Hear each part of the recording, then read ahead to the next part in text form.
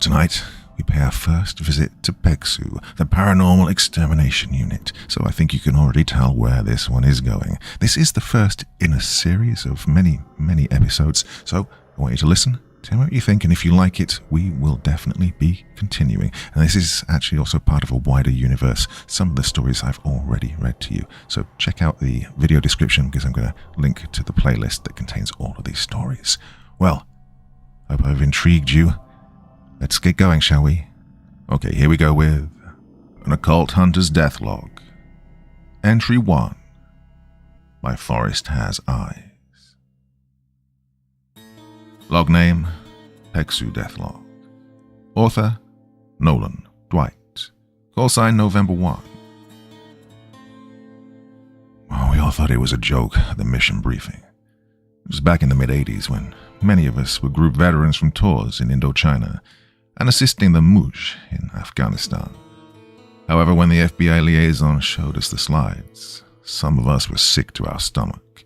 None of us could believe it.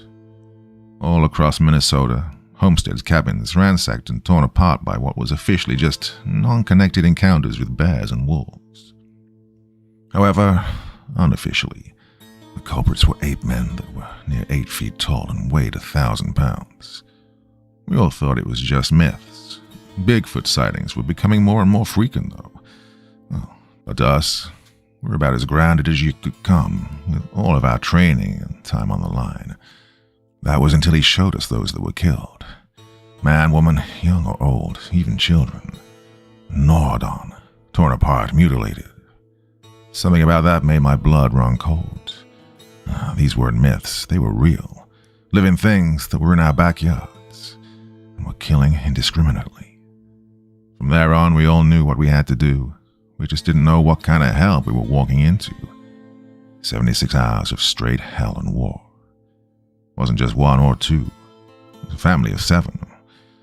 I'll never know truly what we saw out there, what pulled our comm sergeant into the trees and tore him limb from torso, but I know this. There's things out there that have been here much longer than we have, and they challenge our claim as the dominant species of this planet without breaking a sweat. The governments, all of them, know about them, and it's not just in North America. It's in Africa, Europe, Asia, everywhere. What I do know is that sightings of cryptids have become less frequent and more bathed in skepticism. What I do know is that the amount of people disappearing has quadrupled. We are fighting a war, and we are losing. That's an excerpt from an anonymous source within the United States Special Operations community.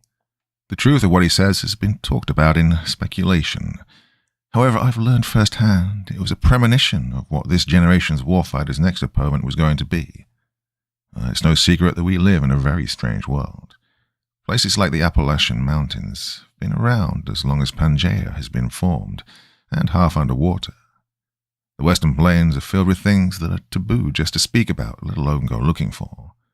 The forests of Europe are filled with tales of demons that stretch back to shadow men attacking and killing Roman soldiers.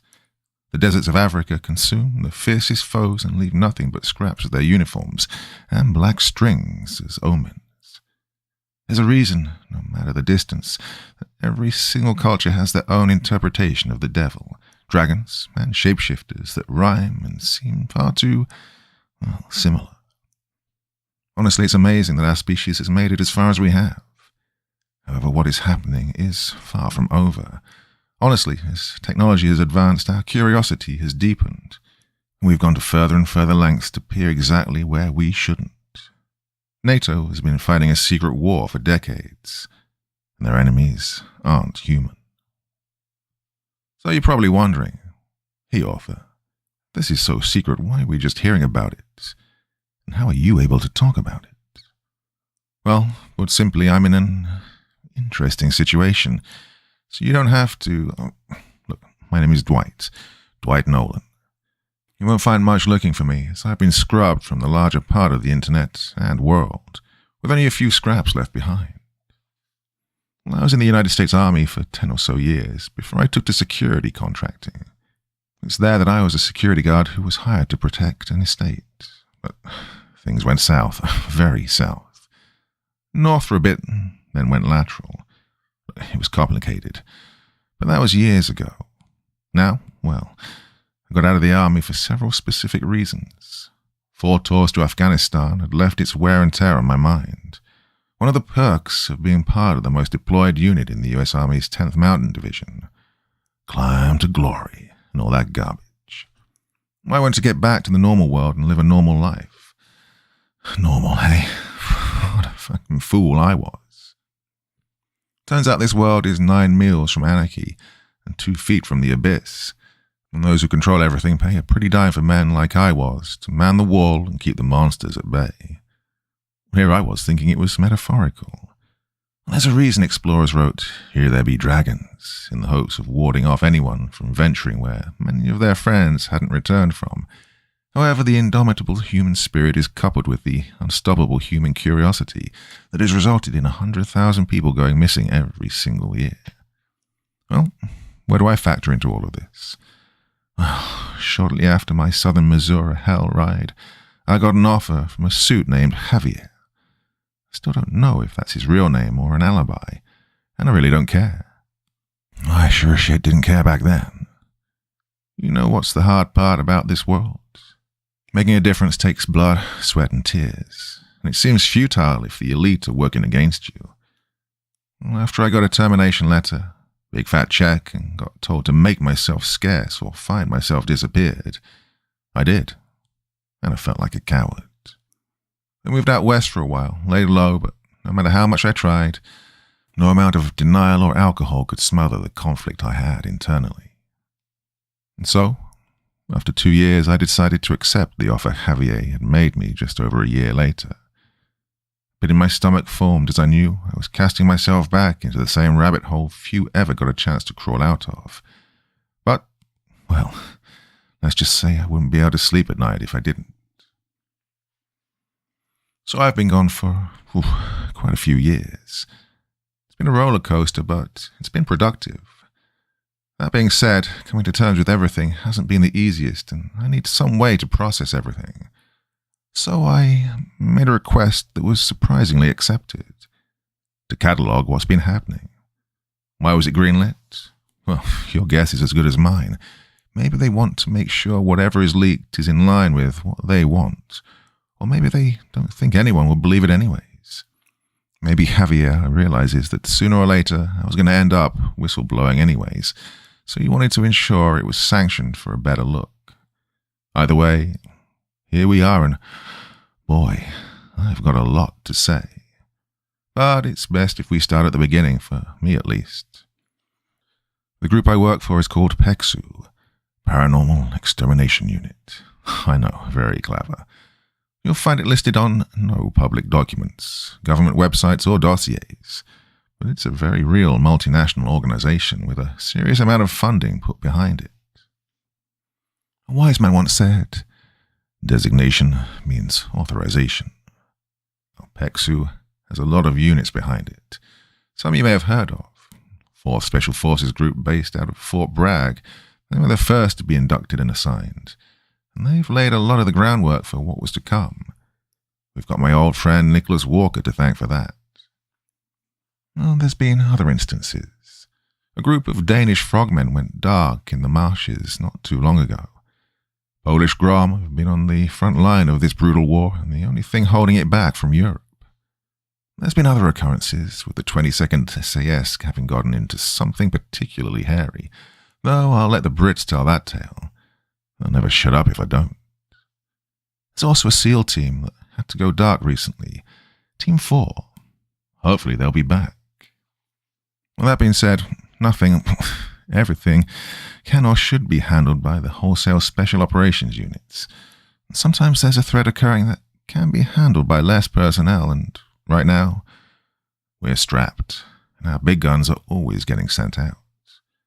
Can't always bring a machine gun to a fist fight. I mean, I would, but anyways. Solo missions are a common occurrence, as there are a lot of single PEXU operators, usually people who can travel, have jurisdiction over a large area, or can conduct them without making ripples, but always those who have dealt with an incredible amount of shit in the darkness and come out the last one standing. If you hunt monsters, there's a good chance you're going to end up in a trap one day, surrounded. So if you get sent, you better be able to unfuck yourself or fuck up whoever can on the way down.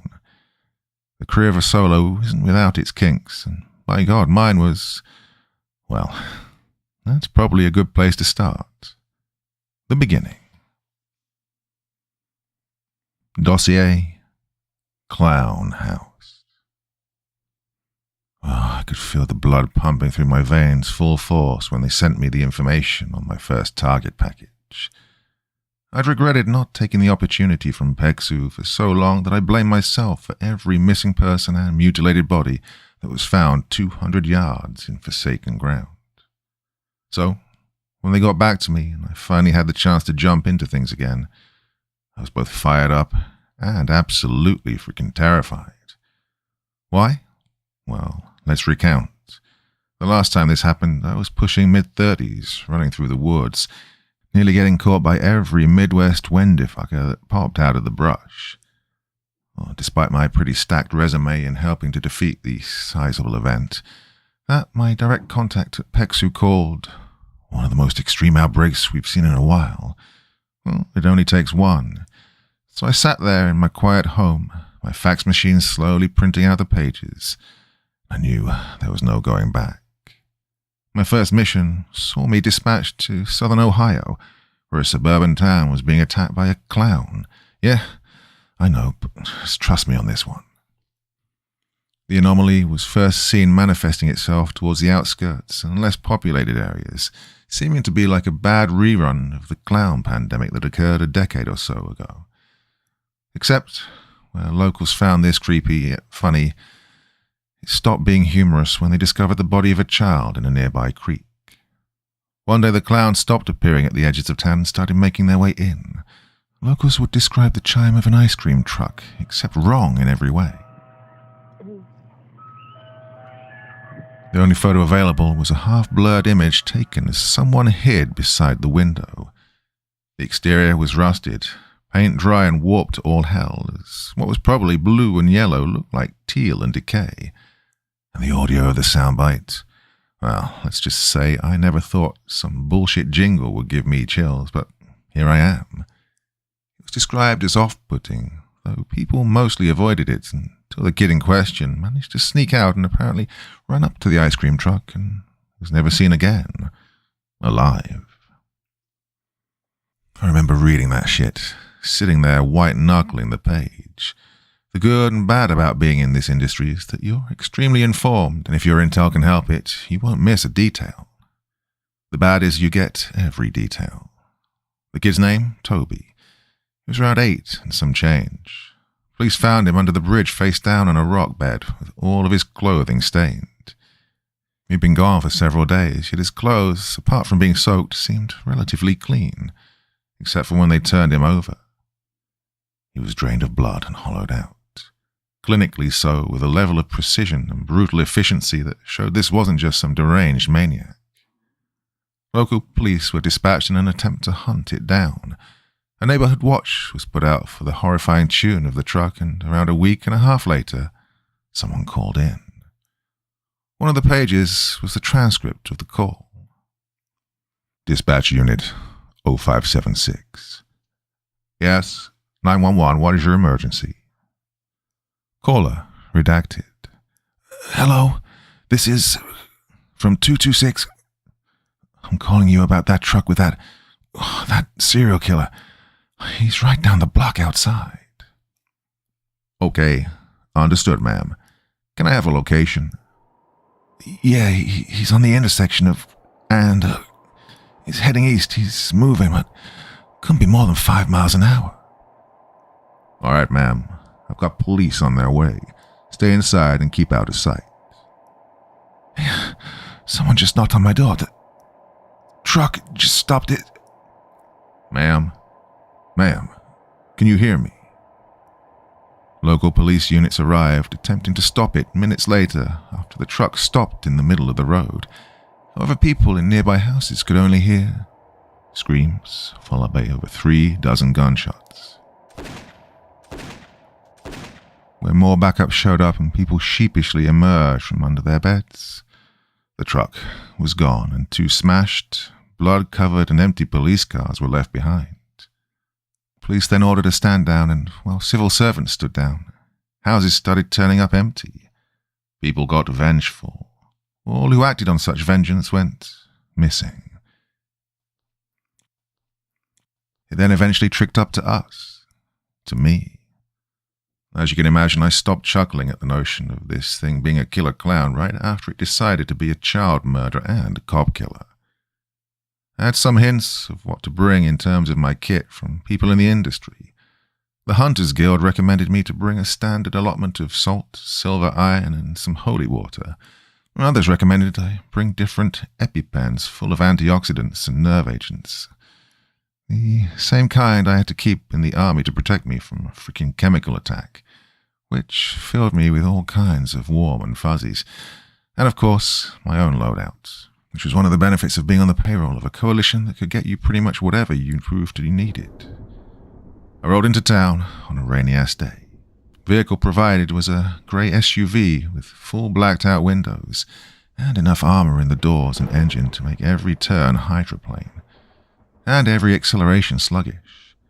But it was comfort knowing if whatever this thing was going to jump on me, I'd hopefully be okay within the first few minutes.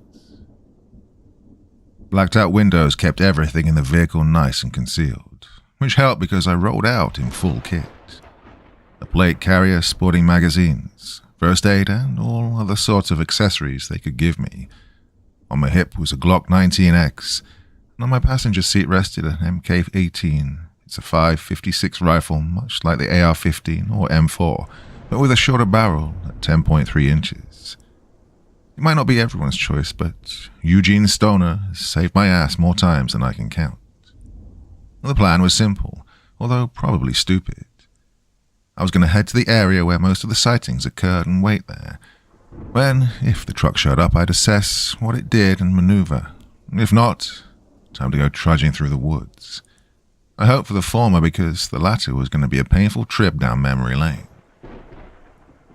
So I slow-rolled and crept through the rainy streets in my state-sponsored, mine-resistant spook car, keeping watch as I headed towards a nice, silent road towards the southeastern area of the town, hugging the dense woods. I cracked open a Red Bull and waited. For 10 minutes, which turned into 2 hours and 10 minutes before I even realized. My hands white-knuckling the steering wheel. I was frustrated. My first hit, and I didn't even know how to actually find the thing. Here I was camping off the side of the road on the government dime. A pit in my stomach formed as I debated with myself what to do. And then I heard it. Like someone was trying to sing while they were being cut into by steak knives and doused in salt. It came from behind, causing me to look through the tinted windows, and there I saw it. The mouth of the truck looked like a horrifying gaping maw as it slowly crept down the empty street. I took one last swig of my caffeine courage as I reached over and grabbed my rifle. The truck slowly moving up as I slid my Pelter headset over my ears and turned on my MBITR radio. This is November 1. I've got OP4 actual in my sights. Break. Approximately 30 meters to my rear and closing. Holding position inside my vehicle. Over. On the other end, the calm voice of a man back at our Tactical Operations Center came through, albeit a bit choppy as the dense rain was having its way with our communications, trying to travel over multiple states. November. Maintain. I muttered and shook my head, then froze as the thing passed right by me. Oh, I swear just looking at it gave me a migraine, and not just because it looked like a hunk of rusted trash. It rolled down the road like a predator, stalking its territory, which now ran through the town, before pulling off. Or maybe it was pure luck, or the tinted windows that it didn't notice me. Or maybe it did and it wanted me to, but, well, I ended up following it. Oh, my gut told me to stay put, wait for backup. But then I quickly reminded myself that there was no backup. Oh, I was these people's saving grace. No one else, just me. I put the car into drive and trailed the thing around 200 yards behind it, my rifle between my legs just in case it stopped and I would have to engage in the same circumstance that poor lady on the 911 call did. But it didn't. The drive was long, so I had to match its pace, which was slower than even my vehicle wanted to go, and through the mini-monsoon I followed it until it trailed off onto a backwards path. Oh, thank God for whoever gave me this vehicle for including four-wheel drive and tires with all of the traction. The mud-soaked roads were lined with gravel that barely helped any, but as it started to bend, the truck went out of view, leaving me with only the bending tree lines and a forest that I swear was watching me. Eventually, I came to the top of a hill and stopped.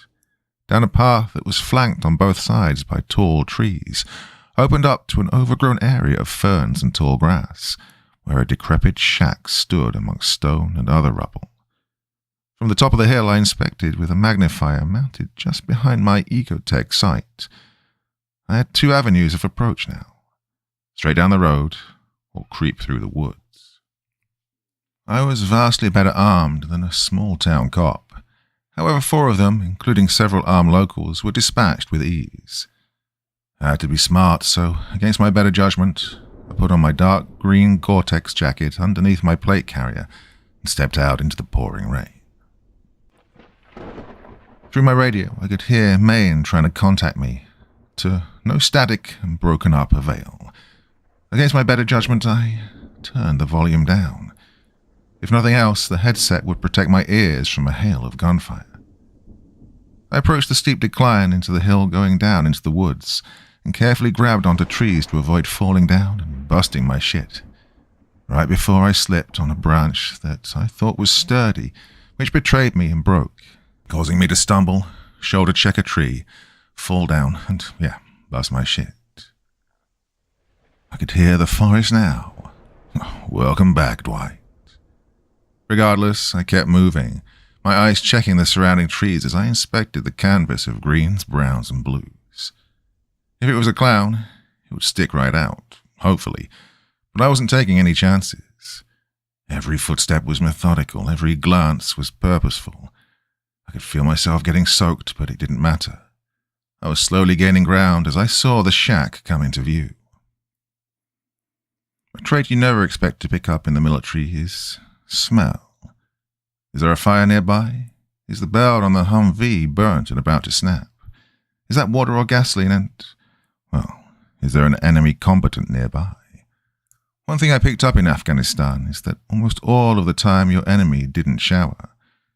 There were many instances in which we could smell the putrid and stink off their bodies before we even saw them, warning us that the next corner may or may not have a true believer behind it. As I approached the house, I smelled not just death, but rot.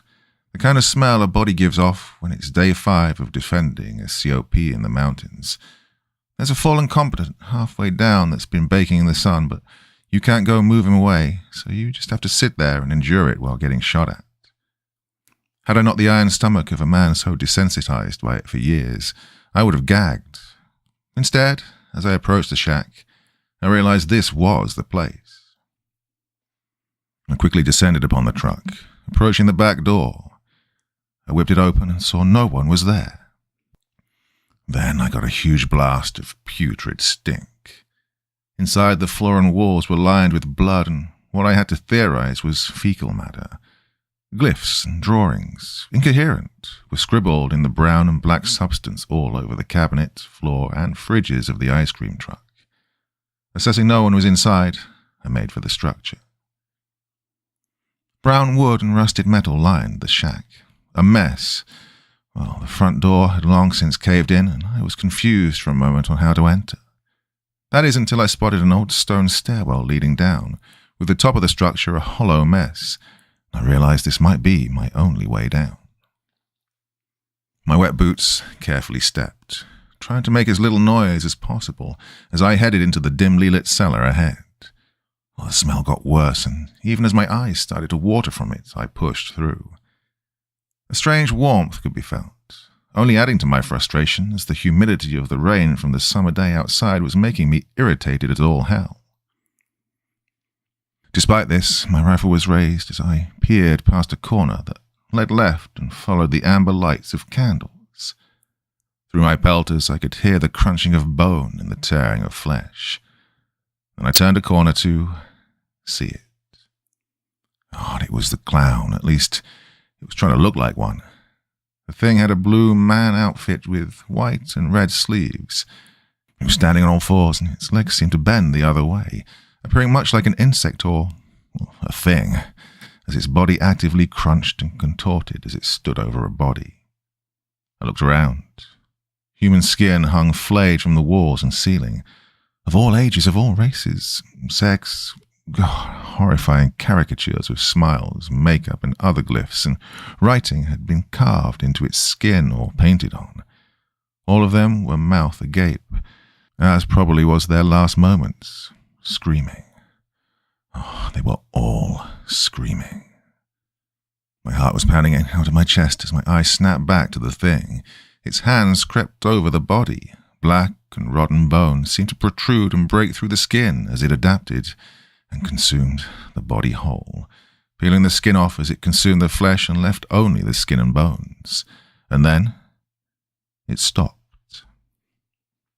Its head spun around at an impossible angle and stretched, its jaws biting down as the horrifying pile of tendons and muscle that once was a human dropped to the ground. Its eyes were milky white with pinprick irises. We both stared at each other. Honestly, I think it may have been a little shocked to see me. That would last about a millisecond, though, as it unhinged its jaw to reveal several rows of intersecting teeth and jaw mandibles within, frilled insides as it roared the screams of all of its victims. In that moment, muzzle raised, toe-to-toe with this killer of men, I vividly remember the only thing I could think to say. Holy fuck. The thing sprung up and leaped, its enormous body somehow moving like that of a grasshopper in speed. I had to dive out of my way and to the left. It came face to face with the concrete of the basement wall as I could hear the thud and crunch of the impact. I took aim and fired, my short-barreled muzzle sending shockwaves bouncing off the walls, deafening whoever might hear it, and I think even as it howled, the 5.56 was sent into its center of mass. But the thing just turned and leapt at me. I kept my distance, firing round after round as I put the stone pillars and columns between me and it. However, like some sort of freaking centipede, it just coiled past, its mouth wide as it leapt for me. Get bent, I shouted, as I butt-stock whipped the thing, causing its head to snap back into the pillar as I shuffled away. Well, my weapon went dry. I whipped the new magazine out and messily shoved a new one in, the bolt going ka-chink, letting me know that she was ready. And the creature was pouring blood by this point. A disgusting yellow sludge poured out onto the floor as it howled at me and proceeded to run. While it did, it seemed to retract, condense. I didn't even know if those are the right words to describe it. And it took off in its enlarged, elongated, broken joint form, and when it got to the stairs, it looked like a feral man-clown running on all fours. Well, I took off after it, but god damn, it was fast. Between all of the dance hijinks, keeping it away from me in the basement, I was breathing heavy as I ran up the stairs. Then I slipped a bit, banging the hell out of my knee. Of course, even while battling 10th Circle evil, the elements decide to kneecap my chances, literally. Well, I can also wholeheartedly endorse that my $50-something knee pad inserts did not help. Regardless of the sight of it taking off fast enough to cause wind as it tore past Flora, due west into the woods, I sprinted after it. I took aim, firing shot after shot. The snap of my suppressor followed by flashes of yellow and howls that could be heard, letting me know I was getting rounds on target. It sprinted up a slight hill, my feet dragging in the mud, and I was getting winded by this point. By the time I got up, all I could hear was shuffling, howls and giggles. the laughter and whispers. I looked around, scanning with my rifle, with my hands shaking from all of the adrenaline. Oh, the only thing I could muster was, where in the hell did he go? The sound of the massive snapping of branches, followed by a million-toothed clown jumping right for me from my right, gave me my answer, caused me to stagger back straight into a tree. Mother of... is all I managed out as the back plate of my plate carrier hit a tree, cranking the absolute hell out of my neck and causing it to shake the upper branches as a hail of water fell on me. I fired off more rounds at the speeding form, flicking it to full auto and letting loose as it vanished into the brush. The sound of my rifle jamming from the rain as it tried to load the round caused my heart to launch into my throat. I looked down. It was one mother of a double feed and no amount of finger-fucking would get it in time. I looked to see the thing was maybe 15 meters from me now. I transitioned to my handgun, sighting in the red dot on the thing and firing off shot after shot. The angle it launched itself at, it took damn near every round head on the face. I leapt out of the way as it slammed right into an old oak tree. I spun around, firing into the thing as it writhed, tearing chunks out of its arm, legs, and back as the clown suit was a little more than scraps on a yellow, putrid, decaying body. It slumped down and rolled over to look at me. Well, by this time, I slammed my handgun back into its Kydex holster. In a matter of seconds, my adrenaline allowed me to clear the magazine, clear the chamber, and successfully load a new round, aiming my EOTech dot right on the thing. Its massive jaw seemed to be giving away as the frills began to melt. Its eyes were a dark black and blue, falling apart as the left side of the head was actively in several pieces now. The thing paused. A mound of yellow sludged and digested red person flew out onto the ground in front of it. But I didn't waver. I don't know why I didn't just kill it. Maybe the same reason, after a slugfest, a boxer waits a moment as their opponent struggles in the corner. And then the thing spoke. Its voice was high-pitched, several voices together, bleeding in as it stared at me, growling before saying, I just wanted... I didn't give it the chance, as I flicked my weapon to full auto and laid into it, every round making contact with what I hoped was a brainstem in its almost humanoid neck and head, painting the tree yellow, black, and red. As the thing slumped over, now little more than a pile of was an anomaly, I caught my breath. It then twitched, and I fired off several more rounds, almost half a magazine in total. Okay, can we stop with this fuckery now? This entire situation already gave me a migraine bigger than West Wisconsin.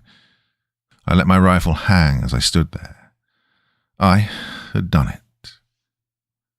I topped off my Glock 19, pure instinct compelling me to never take my eyes off it as I turned the volume back up on the MBITR and tried again. This time I got a slightly okay connection. Maine, this is November 1. Radio, check. November 1, this is Maine. I read you, Lima Charlie. Requesting sitrep. Maine, op 4 actual is down. I say, op 4 actual is down. Prepare for proof of Echo X-ray. Echo X-ray meaning exterminated. Mounted to the front of my plate carrier was a phone explicitly used for communications, team coordination through markers and maps, and, in this case, snapping a photo and sending it back to TOC. Within seconds, Maine responded. Roger, November 1. Keep your ATAC on. Local liaisons en route to secure the area. I got a week or so to detox from that mission, and it brought back some old memories. I remember the feeling of post-adrenaline after my first firefight. Sitting on the gun in the mountains, the cold wind seemed even harsher after my blood's heat dropped. Sitting out on the porch of my house, overlooking the wide-open plains with the Rockies in the distance, as my hand calmed, I felt the same clarity I felt then. Personally, in what I thought was going to be the twilight years of my career, I got in a plot of land and my house smack dab in the middle of around several hundred miles of nothing. For the year prior to me joining PEXU, it was my place of exile. After the week I'd just had, it'd be my oasis for the next several years.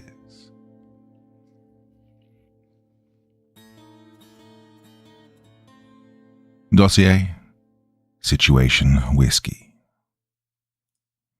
It was around 0500, also known to non-military, non-Europeans, non-Pacific as 5 a.m., known to me as early as hell in the morning. Despite this, I got a call from my contact at PEXU, Montgomery. He's like mid-20s-ish, full-blooded English, judging from the accent. This also probably makes sense as to why he decided to wake me up at the ass crack of dawn. "Good morning, Nolan. I've got an assignment I need you for," Monto said. I rubbed my eyes, looking at the clock, muttering, "It can't wait a few hours." "It's going to take you a few hours to get there, Nolan." He laughed and quipped, "You're also the only one close. We've got a situation whiskey we need you to take care of." Oh, whiskey. Now that caused me to sit up, now much more awake. "What you're talking about?" "You'll see in your target package." I gazed at the fax machine as it slowly printed out every letter of data as I sipped on my Red Bull, the burning of my brain being deprived of sleep, a familiar reminder of the good old COF at 0300, weapons drawn at 1300, step off at 2000. Once it completed transferring, I digested it all. A recent massacre had occurred at a park in northern Minnesota that had every responding agency on high alert. In the aftermath of a particularly bad flash storm, state police reported a family of 4 going missing after being caught out in remote land. After conducting a search, they found them. Well, what was left of them. "Images attached," Montgomery said on speakerphone as I flipped through. "Just be advised, they're detailed." They were. You know what I learned most about animals? Whenever they kill, they do it for necessity. Survival, hunger, vital areas attached. When something is torn apart, it was done out of rage, out of spite. Animals don't have that in them. Not most, and not truly. None in the area of this. When a family of 4, including their 2 children, are found in multiple pieces over the land area of 3 square kilometers, you know it's not coincidence. So what separates this from some serial killer? One of the hermits or forest people lurking in the rogue air caves with an SOG hatchet. It was the fact that 2 of the state troopers sent out to look for them ended up in body bags. The troop they were a part of ordered a frickin' stand down. Now that does not happen. When cops lose one of their own, they light a torch and it means war. When law enforcement pulls back, it knows they're up against something out of their league.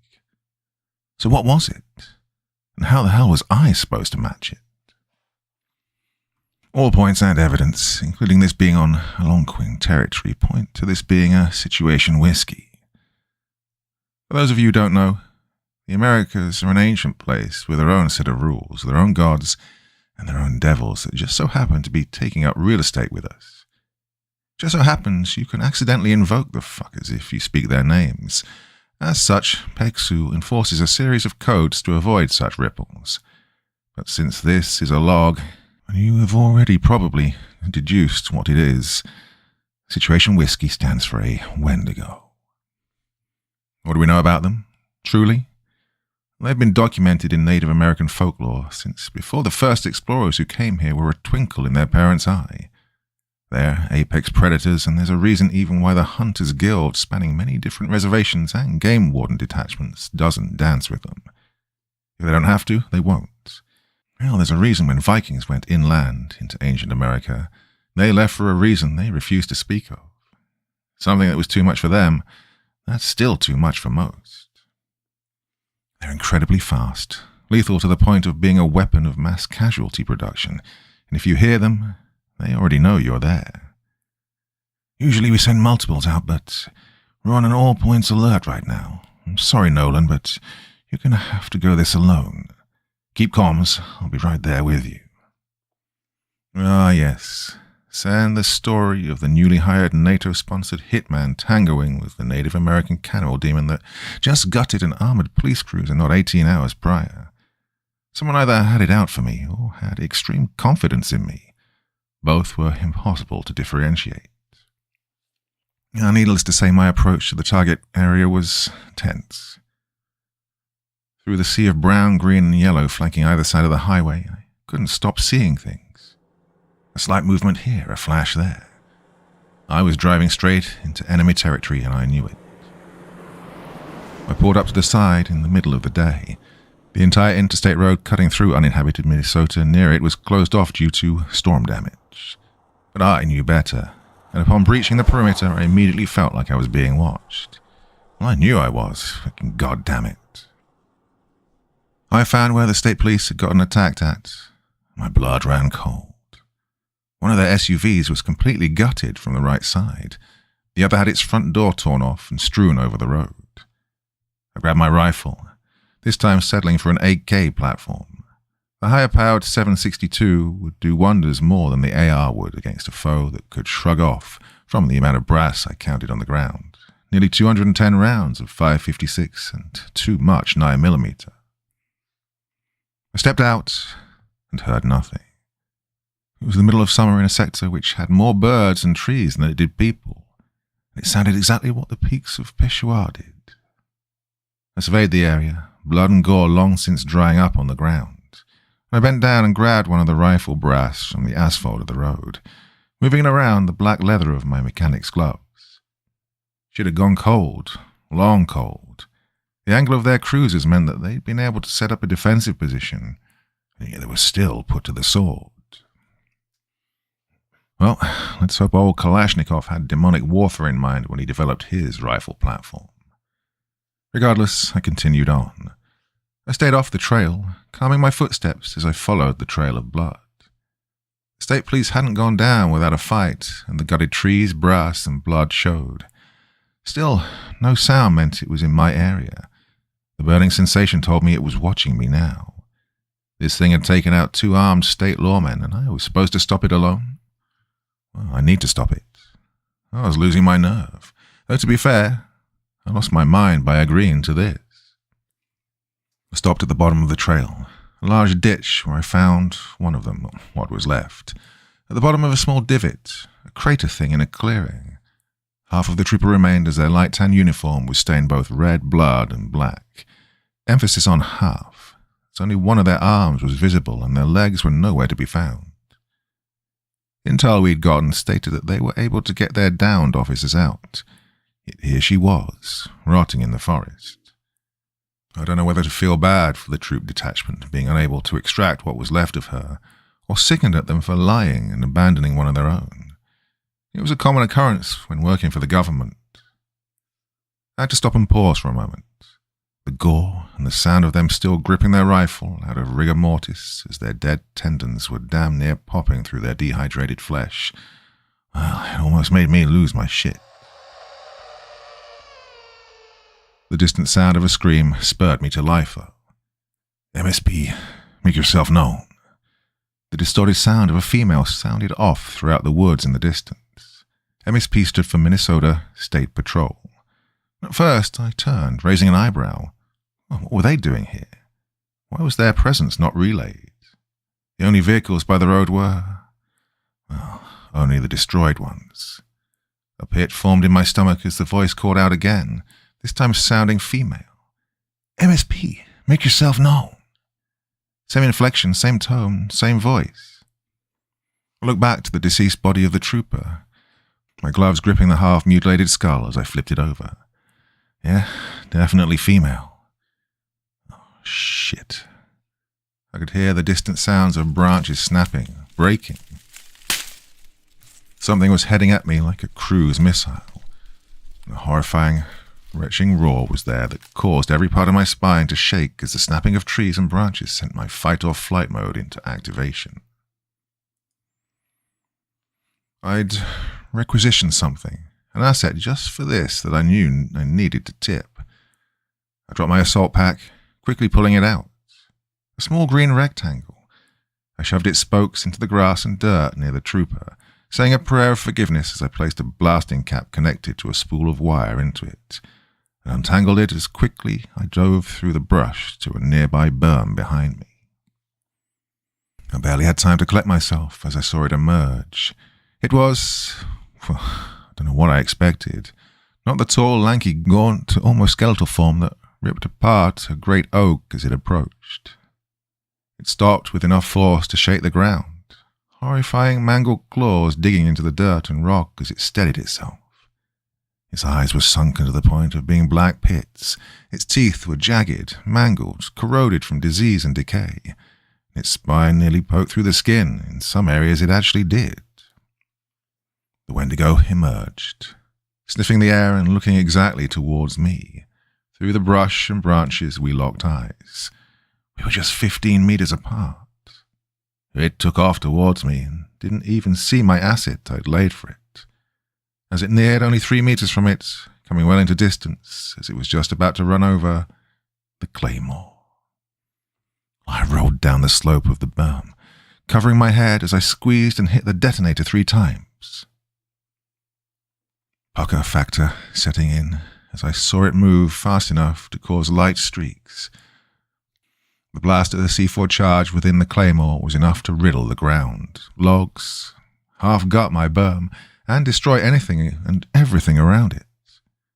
Well, there's a reason the front of it says, "Front towards enemy."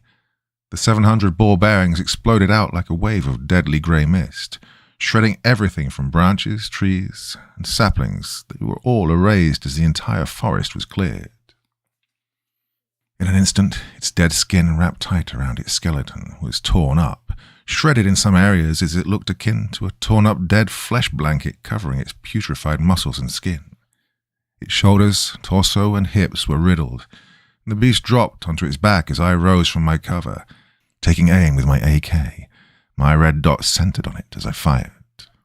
I watched a 7.62 tear through its back, ripping off parts of its exposed spine as it messily took off, its roar shaking my organs and nearly making me nauseous.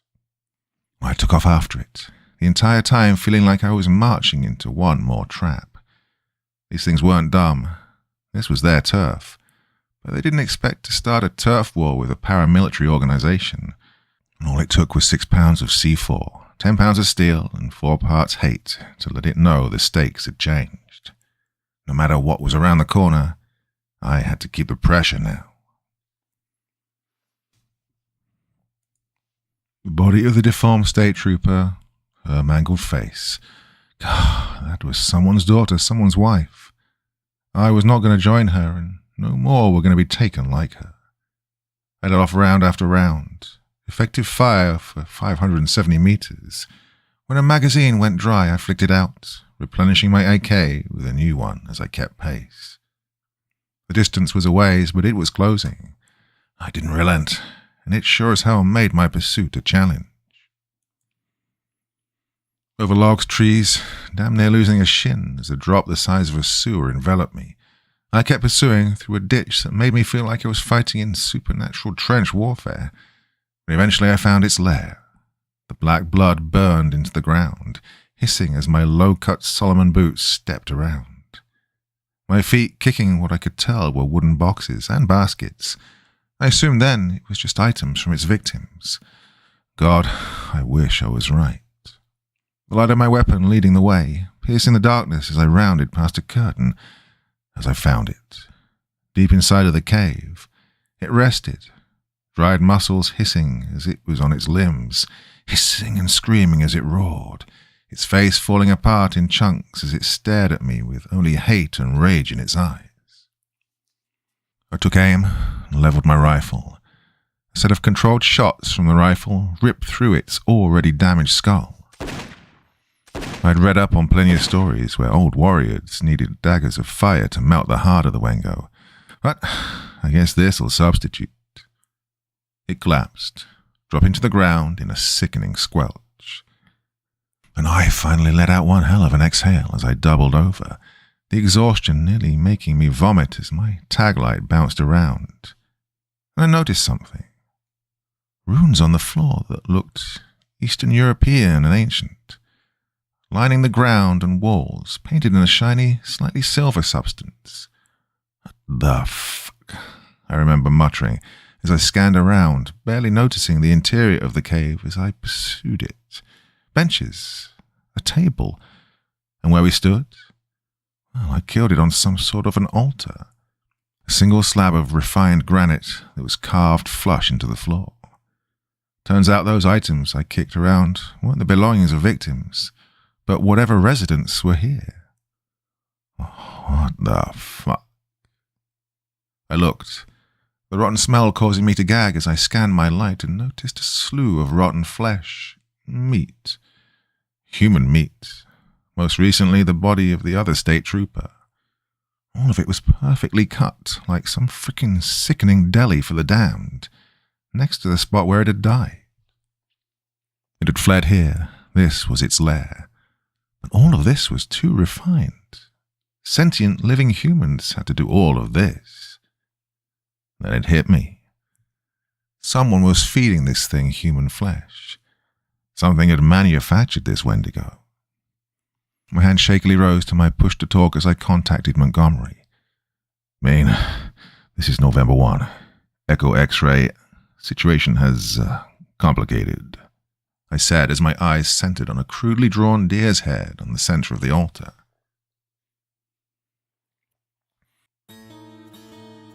Back at my house, I received not another target package, but a notice from the PEXU higher-ups. There's a theory to some that the increased encrypted, anomalous, paranormal, the lethal encounters of the unearthly kind weren't by coincidence but by design. Conspiratorial and underground movements predate the wheel and fire when it comes to humanity, and to some, they don't believe the world belongs to us, and that the unholy elements eating away at the membrane of society is the true natural order of the world. Very Wiccan, extremely genocidal. One of the images of them given was a blurry photo of a person in a white robe, stained with blood, raising a gore-covered knife in the air as they wore an all too lifelike deer mask. Next up, Dossier, the Blackwood Brotherhood.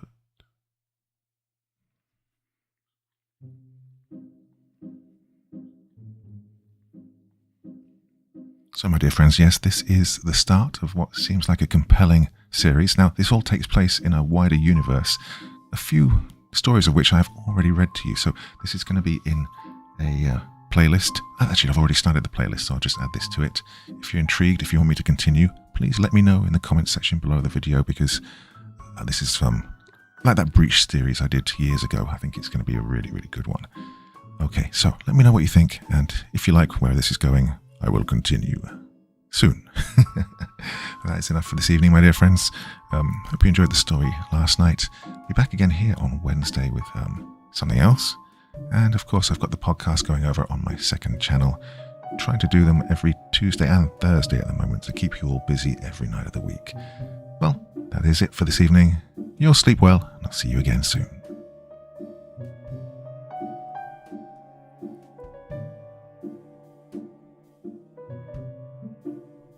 Thank you so much for taking the time to listen to this story today. Really means a lot to me and to the author of the story, of course. Well, if you want to know more about me, I'm pretty much everywhere on social media. You can find me on Facebook, Twitter, Instagram. You can download my music on SoundCloud.